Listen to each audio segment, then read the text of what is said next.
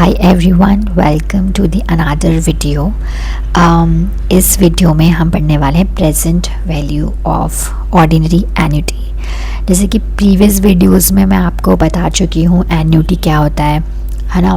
Future value of ordinary annuity कैसे निकालते हैं, future value of annuity due कैसे निकालते हैं। इस वीडियो में पर्टिकुलरली हम पढ़ने वाले हैं कि जो प्रेजेंट वैल्यू होती है ऑर्डिनरी एन्युटी वो कैसे हम निकालेंगे और वो होता क्या है वो सब कुछ हम समझेंगे। ठीक है, तो present value of ordinary annuity को स्टार्ट करने से पहले कि एक एग्जाम्पल के तौर पे हम कुछ थोड़ा सा देख लेते हैं। जैसे कि क्वेश्चन है, what is the present value of the project which gives cash flows of 1000 at the end of each year for next 5 years assuming interest rate to be 5%।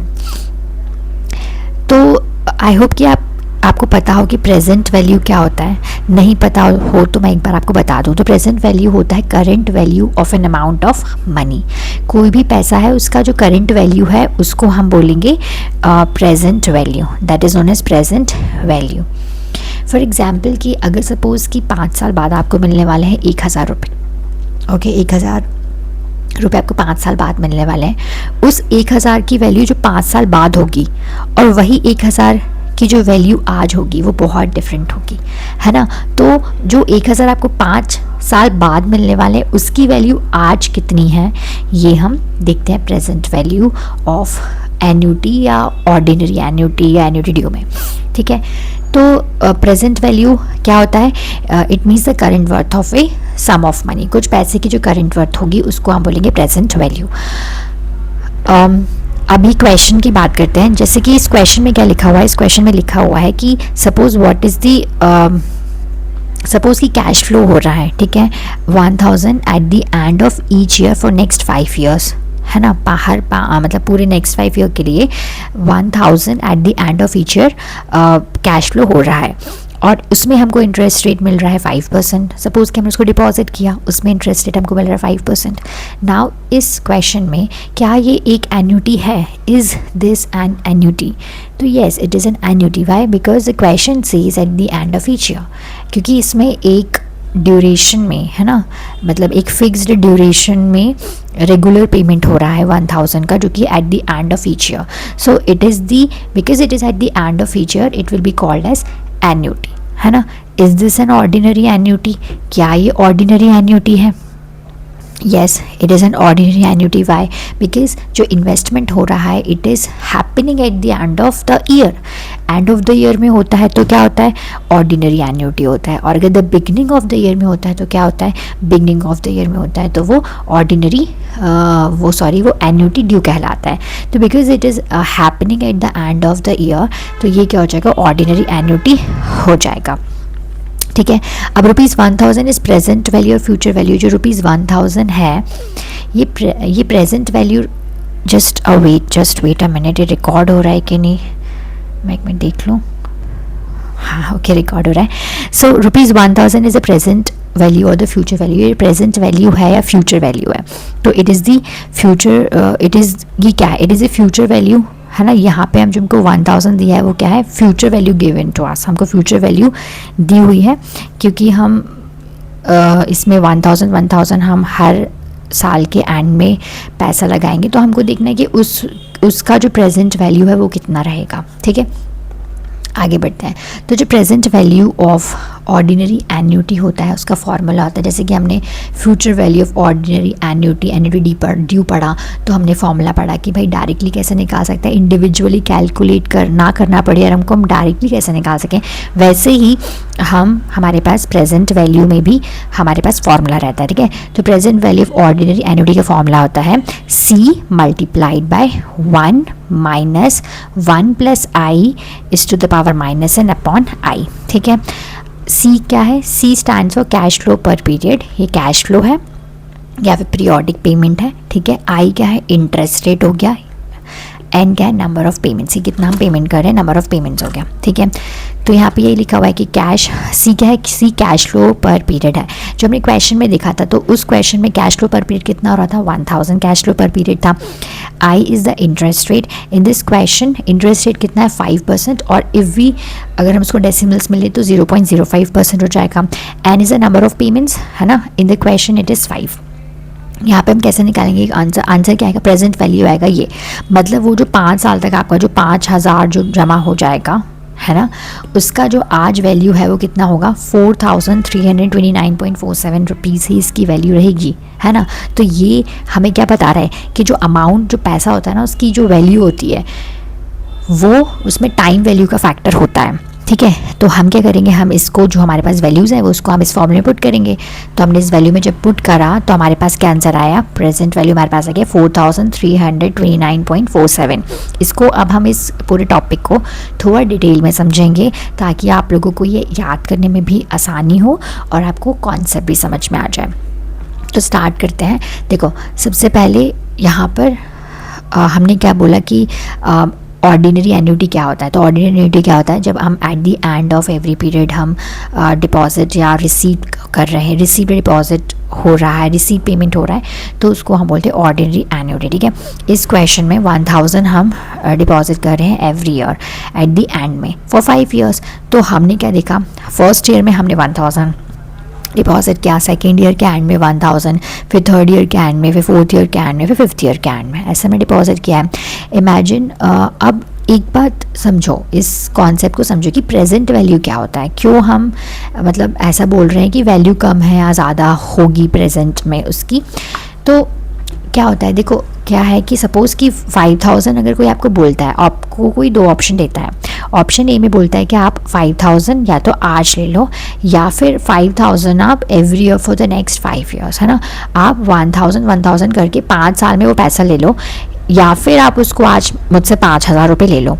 तो क्या ये वैल्यू इक्वल है, मतलब अगर मैं वो पूरा 5000 रुपये आज ले लूँ या फिर 1000 करके 5 साल तक वो 1000 रुपये करके 5000 रुपये लूँ, तो आर दे वैल्यू इक्वल, क्या वो इक्वल है? No, the value is not equal, because money today is more valuable than the money received in the future. क्योंकि जो मनी जो हम आज हमारे पास है उसकी ज़्यादा वैल्यू है as compare to the money received in the future. Why, ऐसा क्यों है? Because today's money can be invested and earn interest. क्योंकि जो आज हमारे पास पैसा है ना, we can invest that money, हम उसको इन्वेस्ट कर सकते हैं और इन्वेस्ट करके उसकी वैल्यू बढ़ा सकते हैं। तो यही जो फैक्टर होता है ना, इसे हम कहते हैं time value of money. So before comparing future payments with today's money, we convert every future payment into today's value. हम क्या करेंगे अब इसमें, हम before comparing future payments with today's money, जो फ्यूचर में जो पेमेंट होगा, ठीक है, उसको जो आज हमारे पास मनी मिलने वाली है 5000, है ना, और जो फ्यूचर में मिलने वाली है उसको कंपेयर करने से पहले, है ना, कि ये भी तो 5000 ही है। जैसे 1000 रुपये करके आपको 5000 तक मिले, 5 साल तक के लिए मिलेगा, तो वो भी तो 5000 रुपये ही है। पर क्या हम इसको कंपेयर कर सकते हैं? नहीं, पहले हम इसको कन्वर्ट करेंगे फ्यूचर वैल्यू में।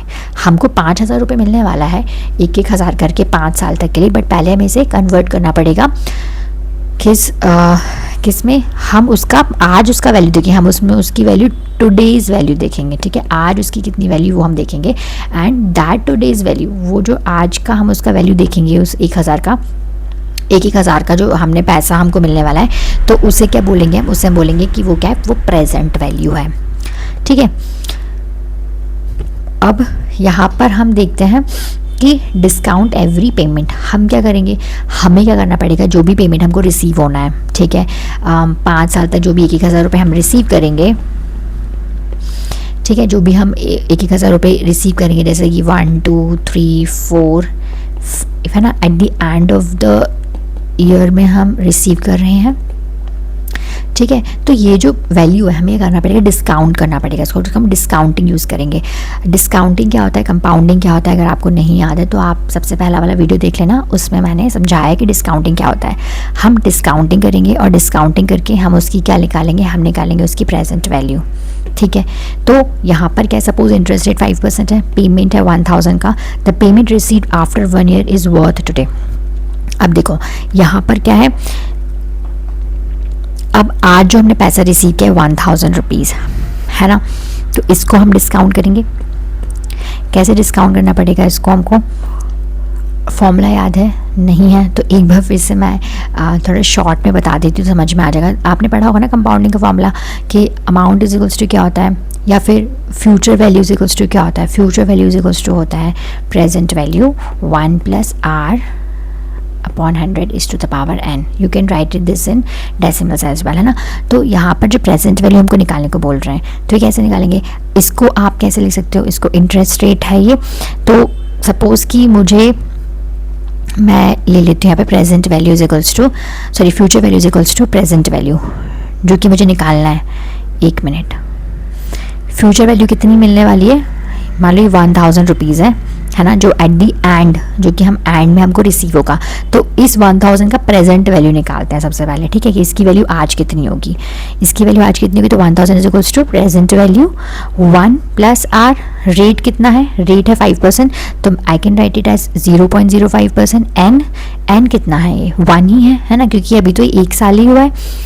तो इसका जो प्रेजेंट वैल्यू है वो कितना हो जाएगा, it will be equals to 1000, इसको ऐड करोगे कितना हो जाएगा 1.05, है ना, ये हो जाएगा। तो ये क्या हुआ, ये फर्स्ट पेमेंट जो हमको रिसीव होगा 1000 का, ये उसकी प्रेजेंट वैल्यू हो गई, ठीक है। सिमिलरली हम क्या करेंगे, हम सेकेंड ईयर की जो है वो प्रेजेंट वैल्यू निकालेंगे।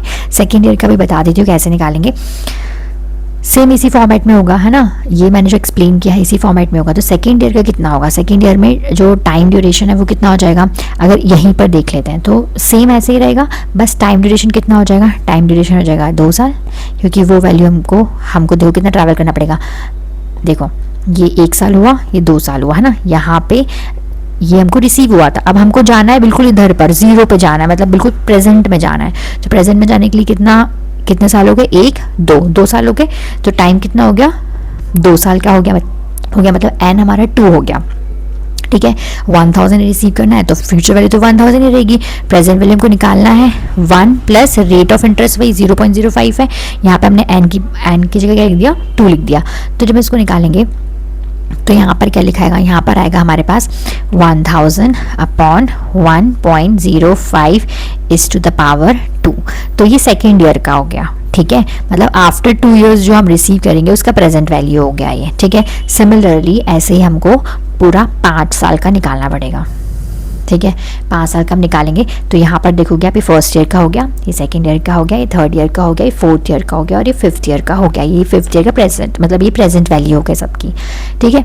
अब क्या करेंगे, अब क्योंकि हमको प्रेजेंट वैल्यू तो टोटल निकालनी है ना, एक ही करके थोड़ा निकालना है ना, तो टोटल निकालना है तो हम करेंगे प्रेजेंट वैल्यू को सबको ऐड कर देंगे। अब हमने सबका ऐड कर दिया है, यहाँ पर दिख रहा होगा, सबको लिख दिया हमने, first year second third fourth fifth सबका प्रेजेंट वैल्यू में लिख दिया।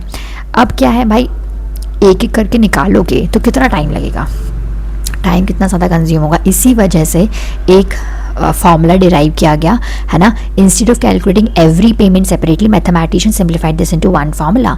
तो इंस्टेड ऑफ कैलकुलेटिंग ये सबको हम एक ही करके कैलकुलेट करें, उससे बेटर हमने एक फॉर्मूला है हमारे पास और उस फॉर्मूले में हम वैल्यूज़ डालेंगे और आंसर निकालेंगे, ठीक है।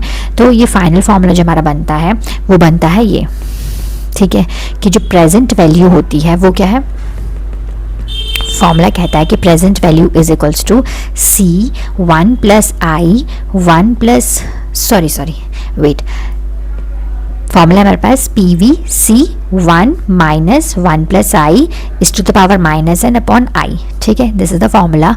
और इसी फॉर्मूले में हम पुट करके डायरेक्टली आंसर निकाल सकते हैं विदाउट कैलकुलेटिंग इंडिविजुअली, ठीक है। तो मीनिंग ऑफ ईच सिंबल है, सी क्या है, सी स्टैंड फॉर कैश फ्लो पर पीरियड। जो कैश फ्लो हो रहा है यहाँ पर 1000 एवरी ईयर हमको मिल रहा है eight the end of the year, तो ये हमारा कैश सी हो जाएगा, ठीक है। आई क्या हो जाएगा, I will be the interest rate, interest rate कितना है 5% इंटरेस्ट रेट है हमारे पास 0.05%, ठीक है। एन क्या है, number of payments, number of payments कितने हो गए 5 ईयर्स हो गया, ठीक है। अब यहाँ पर हमने ये जो फॉर्मूला है हमारा उसमें ये वैल्यूज डाल दी, तो यहाँ पे present value is equals to 1000, ये हो जाएगा 1 माइनस 0. ये क्या है 1.05 -5 अपॉन 0.05 ये रेट ऑफ इंटरेस्ट हो गया, ठीक है। And we will solve this, इसको हम सॉल्व करेंगे तो हमारे पास जो आंसर है वो कितना आ जाएगा, हमारे पास फाइनली आंसर ये आ जाएगा, ठीक है। I hope it is clear, समझ में तो आ गया होगा। ये फिर इसमें 1000 से मल्टीप्लाई किया गया तो हमारे पास आंसर आया कितना, ये 4329.48। इंडिविजुअली निकाल के कैलकुलेट करोगे तो भी यही आना है, फॉर्मूले से निकाल के करोगे तो भी आएगा, बट ये है कि फॉर्मूले से निकालेंगे तो जल्दी आंसर आ जाएगा, ठीक है।